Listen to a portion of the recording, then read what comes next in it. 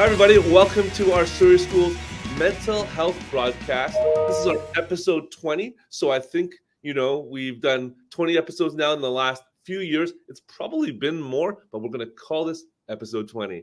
And for our 20th episode and for our third season, we really want to focus on diversity. And right now we have our first guest of the year, JB Mahli. He's the Director of Instruction. I'm going to let him describe his job to all of you, just so you know what he does and where we're going to focus on as we move forward in this discussion.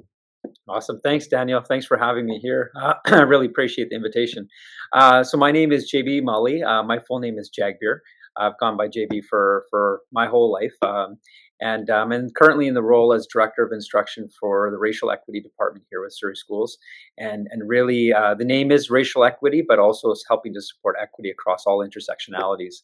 And so just have a wonderful opportunity to work with great staff here at the district, as well as leads in schools and teams in schools, to further our work around exactly what you said is uplifting the voices of racialized students and staff, especially Indigenous and Black staff here in our school district.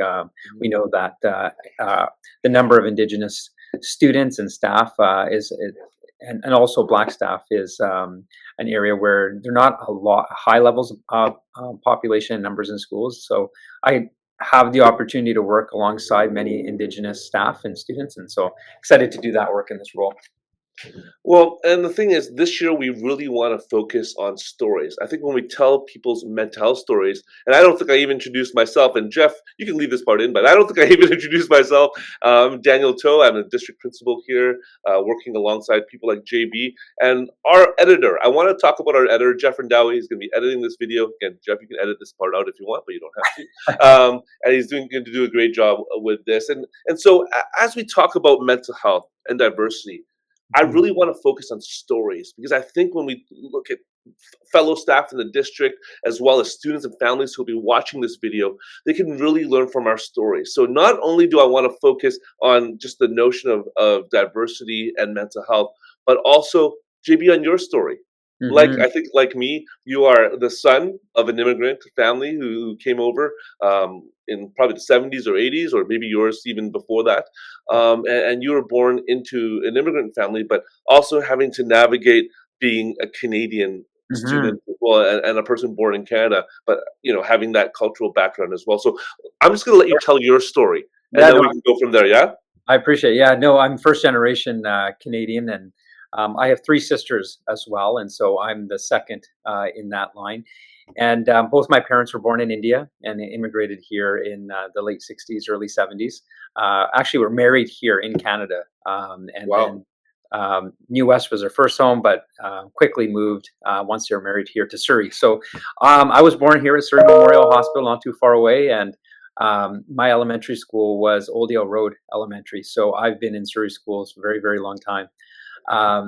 But for me, school was a place where I could feel, where I felt like it was a part of me, and where I could go to belong and to thrive. And my parents, like many immigrant parents, school was a centerpiece of our upbringing, where not only was it where you just go and be a part of, it's where you had to have success, right? Like that was a way to further their journey from where their homeland was in India to here, and really instill within us the values that of not just hard work, but also of working together with others.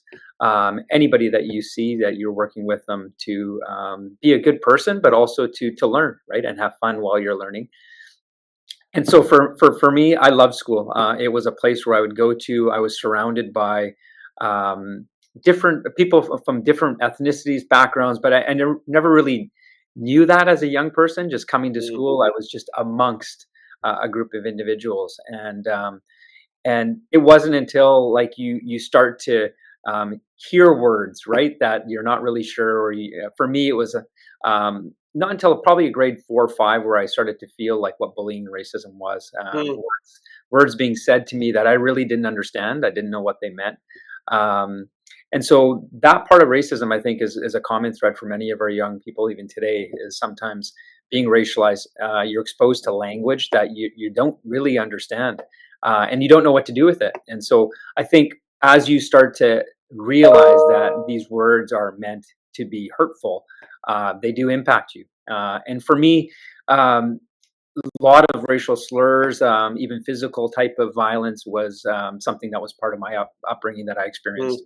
Mm, But my safe space in schools was actually the teachers that I had. I was well, very fortunate to have teachers that um, were very, very supportive in terms of connecting to me and providing me little nuggets of leadership within the school, whether it's plugging audio visual plugs into an assembly, or sports was a big thing for me. I played sports from grade 4 all the way up.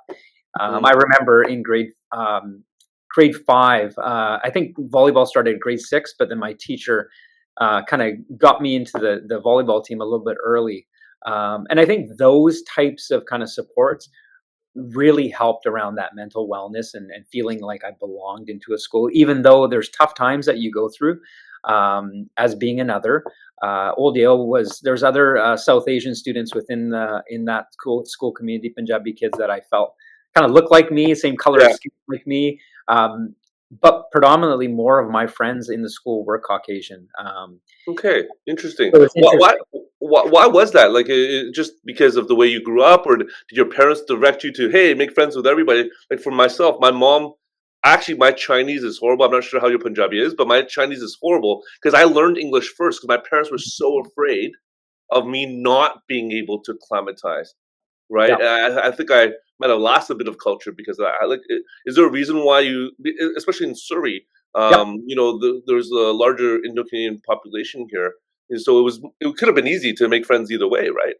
Yeah, and I think my parents, for me, it was, I saw them surrounded by a lot of Caucasian and white people around. Friendships, my dad's workplace. My mom worked graveyard pretty much for 14 years, Well, just so that she could be there in the morning to take us to school, give us breakfast. So she slept while we were at school and then woke up. so So she did two jobs. She worked graveyard and was a great parent in the daytime. yeah, absolutely. And then so I never really saw my mom's workplace because it was at in the evening, Mm, whereas or in the night. And so whereas my dad worked as a welder and as a ship on the mm, shipyards, so we would be invited to his work parties, like summer barbecues.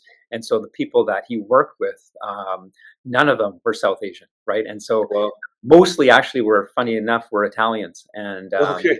my dad grew great affinity with Italians, and a lot of our family parties. When you grow up, you can see a lot of connections with that. A lot of my pictures have these Mhm. individuals in it. So I see the same type of person in my school environment that I'd naturally want to be around, whether I unconscious or not. That was kind of where I was. But I also have a huge family that, Yeah. of course, is South Asian, and so outside of school, I would be surrounded by South Asian family members, but they didn't speak a lot of Punjabi. It was predominantly English that we spoke. Even though the adults sometimes here and there would speak it, it was predominantly English, because Okay. that's what we had to do to kind of get ahead in the world that we lived in, to speak English. Now, when you look at some of the, racism or bullying you encounter, just like I encountered in school as well, how did that affect you as a kid? Like, we didn't have language for mental health when we were growing up in the 80s and 90s, right? But how do you think, just reflecting back, affect your growth? I mean, you obviously forced through it, are very successful right now, but how did it affect you back then? If you can just recall back to that. Yeah. No, it's interesting. Like, as soon as you say it, like, I remember every single instance that I went through as a kid, right? Like, it's top of Wow. mind. So there is that trauma that I think that we feel and we have. I think Mm, going through it as a kid, is those weren't spaces that I went to, right? And so walking home was one thing that, where I experienced it, walking to school, even walking with my cousins, in that many of them lived in our area in the neighborhood, where somebody would roll down the window and just yell a slur at us as we're walking down the street. So I would stay away from spaces like that. I would walk home always with my older sister, or if she wasn't there, with other mm, friends. I would never, because there was a fear, right? I didn't want to have someone do something to me yeah. in a space where I wasn't. So I think, thinking back, it was one of those places that I was a young kid and I was afraid. I was afraid to be in spaces where something like that can happen. Um, and it was one where I think thinking back to it, I don't know if I would do anything different. I think I would have just avoided those spaces and be in the spaces where I feel comfortable, if possible. Yeah. But they do stick out to you. Like you can go back to it right away and remember the feeling that you had. And a lot of it was fear. I had two younger sisters that I would walk to school, and so I remember being the older one, but still being afraid while walking with my younger sisters. Yeah. So it doesn't matter which kind of configuration of who's walking with who or who's around. There's definitely a fear that sits with you as you go through those. So, as then now we look towards our work in education, do you feel that like you in your work especially, do you feel Mm. that the fear you felt back then is still something kids go through today? Mhm. Especially in Surrey, is I mean, there's obviously a need for someone in your position to work with staff and families on equity and diversity and making sure everyone's treated well. Yeah. Um, I mean, we're now 20, 30 years since we were kids. Why is this still necessary? Why is this stuff still happening? And how do you think it's affecting the mental health of our kids today? Yeah, it's a great point. Like I think with diversity, inherent within diversity is there's many different others, right? And so when we Mm, talk about othering, I think that points to differences, right? And I think that part of our work is to show that being different is actually a positive. It's a thing where we can learn about each other, we can learn about experiences, and it doesn't have to be just racial, right? Like there's lots of opportunities for us to lean in, listen, and see what other people's perspective is. And then I think if we learn that starting at a young age and we accept that and we bring it into the classrooms and we bring it into conversations, then we're changing the narrative of what othering looks like, right? And we understand what intersectionality looks like. mm, So that goes with homophobia, transphobia. It goes with mm, racial equity. It goes to anti-racism. It cuts across all those intersectionalities. So I think that it still exists because of the fact that we are so different, and diversity is a way of looking at othering in a way that brings people in and allows you to call in rather than call out. mm, So I think that's the work that we're all different, so we're all going to have those feelings of pointing out what the differences are, but we have to learn to do that in a way that makes spaces safer for people that are smaller in numbers. Right? We have a yeah, lot of our schools that have small black populations in our yeah, school, and we need to create environments where those are safe for our black students to be in. Same with our indigenous students. Um, and so we have a tall task, but we're seeing a lot of success with our kids, and I think yeah. that the younger we do this work with, and as we go along with our secondary schools, we start to eliminate those jokes and say that those jokes are not racial slur jokes, or any type of discriminatory language is not permitted in our schools. And then we follow up with learning around that. Yeah, when I think back to even my own family, like I have two kids, just like and our kids have met. I do worry about that for my own kids. Like we live in Burnaby, and Burnaby, Vancouver. There's a large Asian population, so I don't worry necessarily about my kids being another because there's Mhm. other Asian kids there, but I worry about just the stereotypes they have to fall under as Asian kids. Like my daughter is smart. She's good at math, but she works super hard to be good at these things. Mhm. She's more athletic than she is academic smart, although she's academic smart. My son is a bit of a comedian, and he plays rugby and he skateboards. He's not the typical, and I worry about the stereotype that they face in schools, and I worry, and to me that is the work. Like I mean, racism exists for our smaller populations, of course, but I worry about more the stereotype and how it affects their mentality and the mental health of kids who say, "Well, I fit into this mold. Do I Mhm. have to be this person?" Yeah. And that causing that stress and tension in the families. Do you know what I mean? Like I don't know if you see that with your own kids and in the work that you're doing. Yeah, no, it definitely with my family, with myself, as well as my kids, and in the work that we're doing, um, the stereotypes and the labeling and the prejudice that goes along with it is all interwoven into this work. And I think you kind of said it well there that that labeling and the stereotypes are a kind of a product of the system that we have here, where You have a lot of past racist incidents that lead to labeling of, for Mm, example, Asian communities, right, and South Asian communities as good at math, right? yeah, That's a common stereotype, but it's harmful at the same time, yeah. even though underneath it, it goes to that marginalization of racialized communities feeling like they need to go above and beyond to prove themselves, Yeah. right, in a culture or a community that's predominantly white dominant, right? Yeah. And I think that we have to break down those myths and understanding that you're much more than a label, you're much more than a stereotype. So in Surrey, what we're doing is now developing specific language around naming and stopping those types of Mm, stereotypes.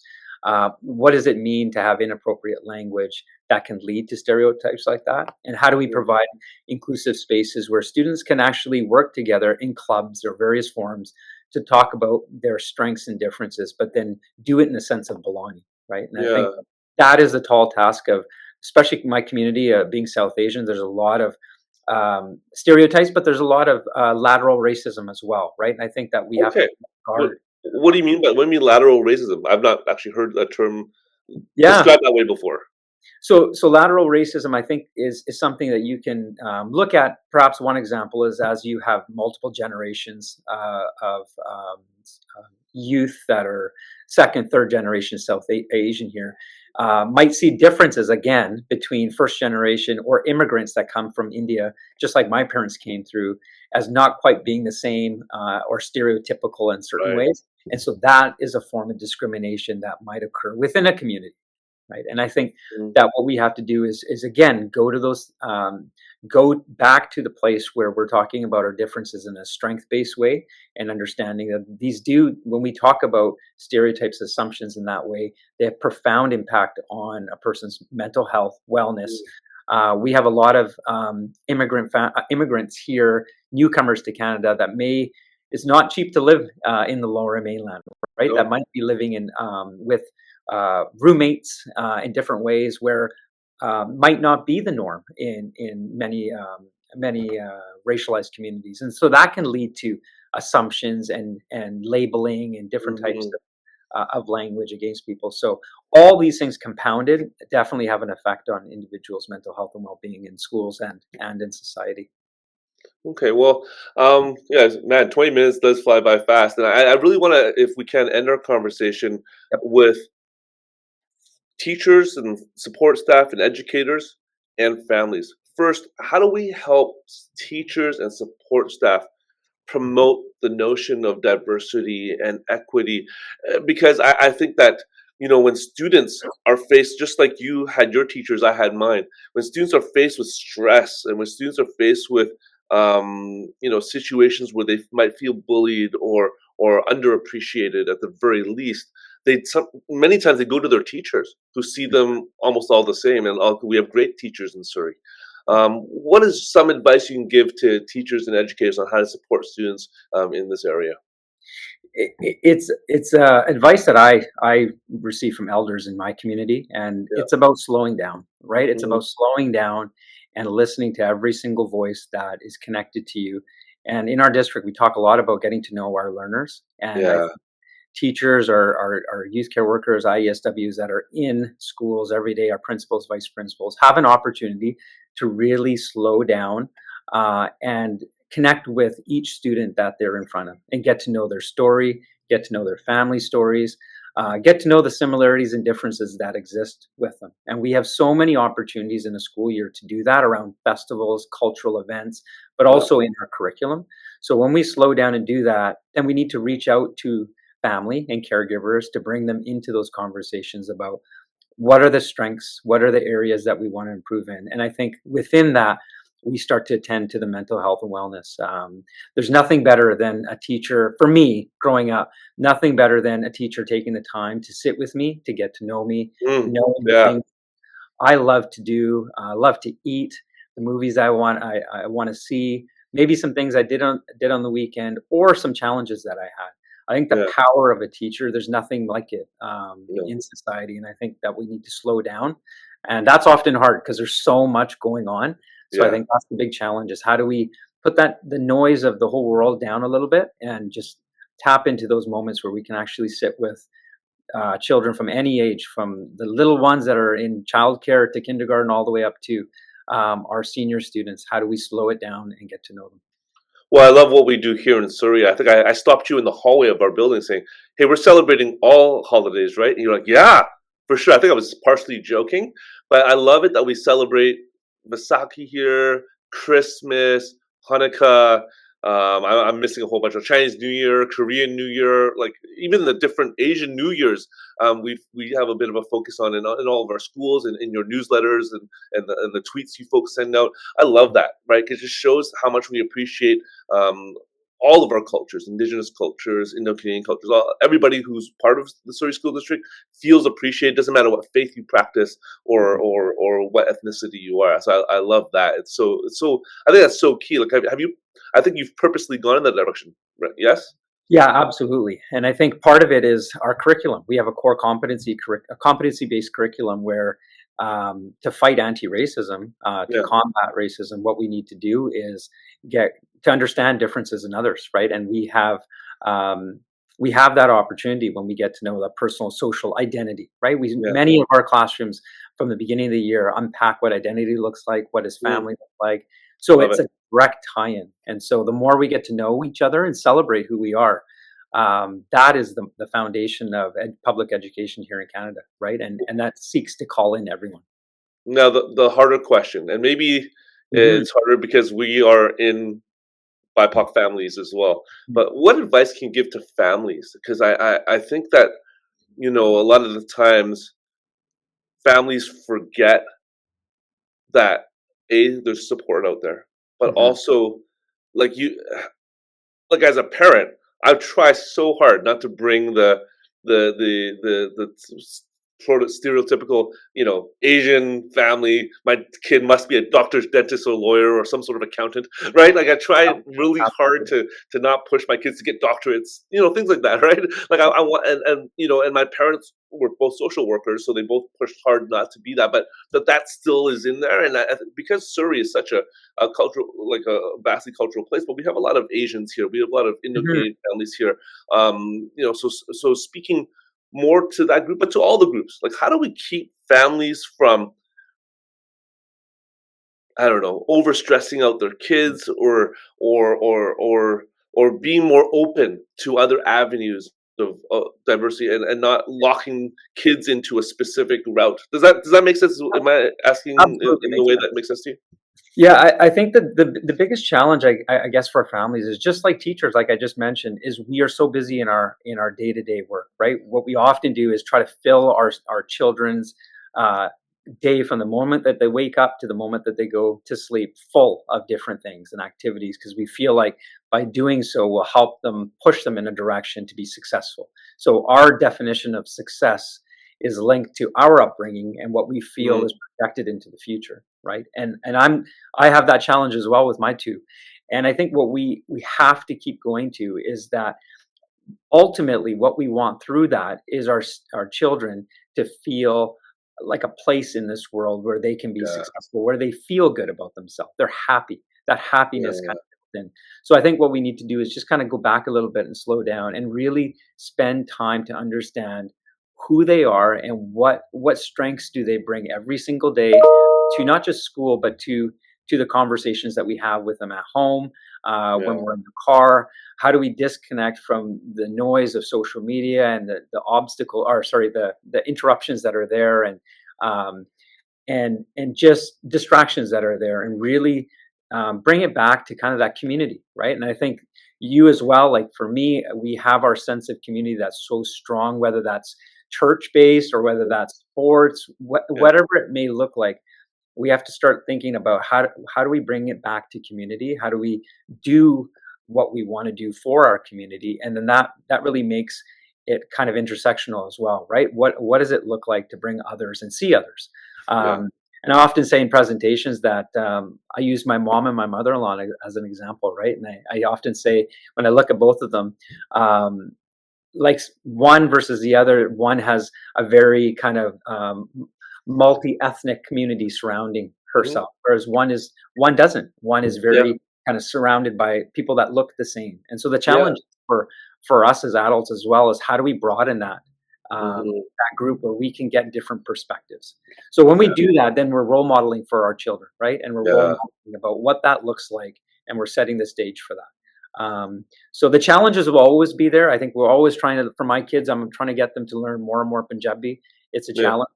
Yeah. Um, but I think what we have to do is really understand what community looks like. And I think students are learning about that in schools because they're Mhm. connecting it to Indigenous First Peoples principles of learning, right? Which is Yeah. deeply connected to that holistic way and approach of learning. So I think what we need to do is just make it more explicit, connect it. Yeah. And our parents, the more they understand that, the more they'll feel that empowering their young children to do what they want to do, knowing that they will be successful because those Okay. ingredients are there. That's fantastic, JB. I just want to thank you for your time, and I'm going to use this video as an opportunity to announce. I don't think I even mentioned it to you yet, but we are going to be having 3 mental health events for students and families. Mm. One in January, one in April, May during Mental Health Week, actually first week of May, and then also kicking off the school year in December. But we're going to focus on equity and diversity in some of those events as well. So I'm sure we'll hit you up for more information and maybe a little bit of getting up on stage talking to kids and families. No problem. But again, just want to thank you for your time and as staff and students and families watch this video, my hope is that they can see, hey, we do care about who you are, and we want our staff and we want our families to really spend quality time with the kids. Like that's really what our messaging is here today. To spend quality time with them, to learn who they are. So we see not past, but we see the person with all the different ethnicities, the diversities, their loves, their passions, and just encourage the kids to be who they are as opposed to who we want them to be. Absolutely. And it doesn't have to be huge. Like I think one of Yeah. my fondest memories of me growing up, my dad's no longer with me, but Mhm. growing up and just going for a run around the neighborhood was probably the most special time I had as a Mm. young boy with him. And it was just time he took to go for a run. And that was the most precious time that was there. And didn't cost a thing. It just cost that planning ahead of time. So I think sometimes we just need to keep it very simple, but like you mentioned, just reconnect and go from there. Well, that's a great note to end on. Thank you all for watching, and on behalf of the school district and JB and myself, I appreciate it. And if you have any questions, my email and phone number actually are in this YouTube at the bottom link. So thanks again for watching, and stay tuned in November when we have a different guest to talk about the idea of diversity, equity, and mental health. Have a great day, everybody.